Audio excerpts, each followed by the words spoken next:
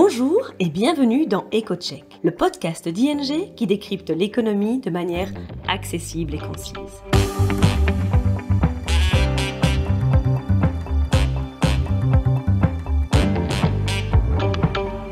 Aujourd'hui, votre hôte sera Philippe Ledan, expert économiste chez ING. Bonjour à toutes et à tous et bienvenue dans ce nouvel épisode d'EcoCheck qui traitera du commerce extérieur et de son impact sur la croissance économique. Je suis Philippe Ledan, expert économiste chez ING Belgique. Les marchés boursiers européens ont dépassé les attentes ces dernières semaines. Cela s'explique en partie par les projets allemands visant à assouplir le fameux frein de la dette qui limite le déficit public allemand, mais en fait c'est fait pour s'engager dans un programme d'investissement de 500 milliards d'euros au cours des 12 prochaines années. Ces plans ont été approuvés par le Parlement la semaine dernière et finalement confirmés par la Chambre haute allemande. Ils vont donc devenir réalité. Pendant ce temps, les entreprises et les consommateurs américains sont confrontés à un avenir incertain, avec l'administration Trump qui est difficile à prévoir et à suivre, et cela se fait sentir sur les marchés boursiers. La réduction parfois apparemment arbitraire des dépenses publiques par le Department of Government Efficiency, le fameux DOGE, et le suivi difficile des annonces en matière de tarifs douaniers, alors que de nouvelles réductions d'impôts sont pour l'instant suspendues, ont fait chuter la confiance dans l'économie américaine, selon plusieurs enquêtes récentes. Mais la question est de savoir si les actions européennes peuvent continuer à bénéficier de perspectives ensoleillées alors qu'une nouvelle menace tarifaire arrive comme un nuage gris en provenance des États-Unis à partir du 2 avril. Depuis le 12 mars, l'Union européenne doit déjà faire face à des droits de douane de 25% sur l'acier et l'aluminium.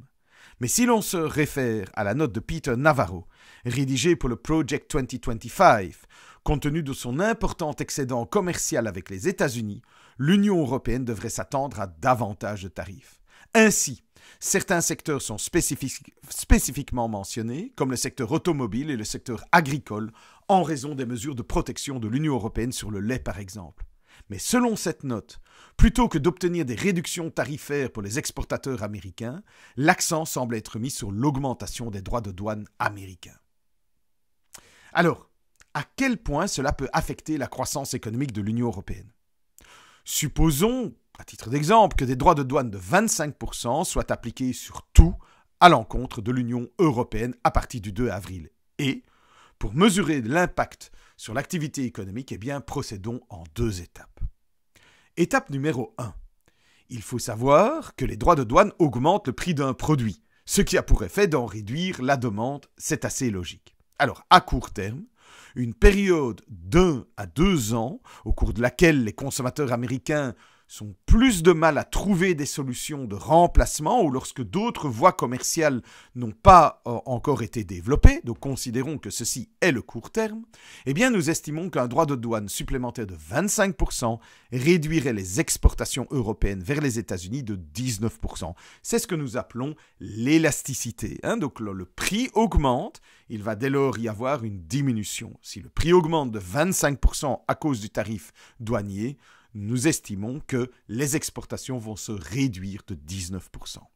Il s'agit là d'un impact significatif, sachant que les États-Unis sont le plus grand partenaire commercial de l'Union européenne, en dehors évidemment de tous les échanges qui sont faits entre les pays de l'Union européenne. En effet, en 2023, les États-Unis représentaient 1/5 de toutes les exportations extra-communautaires, principalement des produits chimiques, des produits pharmaceutiques, des voitures et des machines. Étape numéro 2. Évaluons la part du PIB exposée à une telle baisse des exportations. Pour ce faire, prenons l'exemple d'une pièce automobile. La valeur d'une pièce de voiture exportée vers les États-Unis comprend à la fois la valeur de l'aluminium qui lui est importé en Europe et la valeur ajoutée nationale créée lors de la transformation de l'aluminium en une pièce de voiture. Évidemment, seule la valeur ajoutée nationale est prise en compte dans le PIB. L'importation d'aluminium ne compte pas.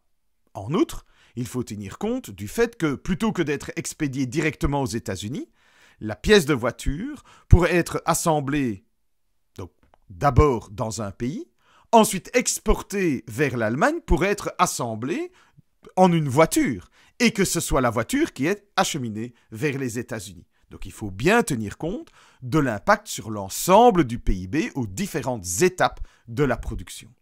Si l'on tient compte de la valeur ajoutée nationale dans les exportations, ainsi que des exportations indirectes, au travers d'autres pays, on peut calculer qu'environ 2% du PIB européen est contenu dans les exportations vers les États-Unis. Une baisse de 19% de ces exportations se traduit alors par une baisse de 0,33% du PIB de l'Union européenne à court terme. Il s'agit donc d'un impact direct des tarifs douaniers.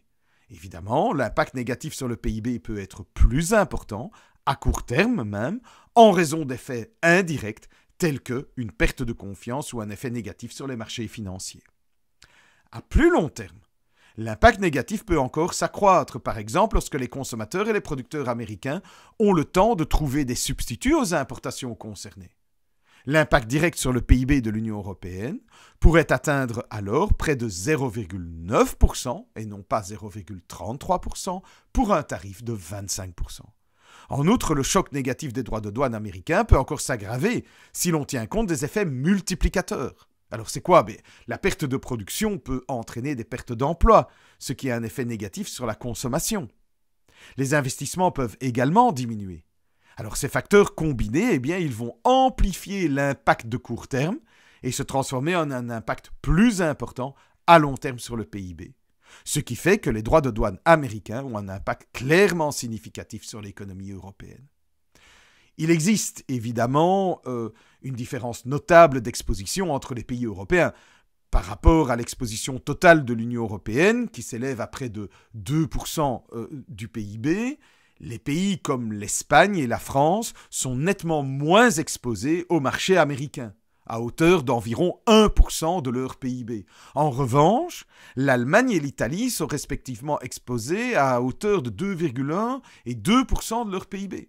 Pour la Belgique, c'est une position un peu intermédiaire. On a une exposition de 1,5%. Cette exposition, je vous le rappelle, ce n'est pas la perte de PIB liée au tarif, c'est l'exposition totale.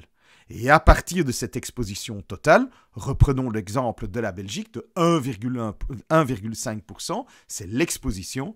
En appliquant un tarif de 25%, l'impact final sur le PIB, à court terme, est de l'ordre de 0,26%, donc relativement proche des 0,33% de l'Union européenne, et de 0,7% à plus long terme.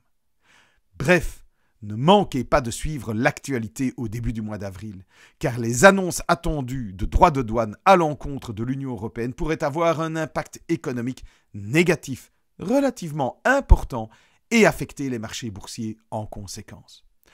Voilà, ce sera tout pour cette fois. Merci pour votre écoute et je vous dis à bientôt.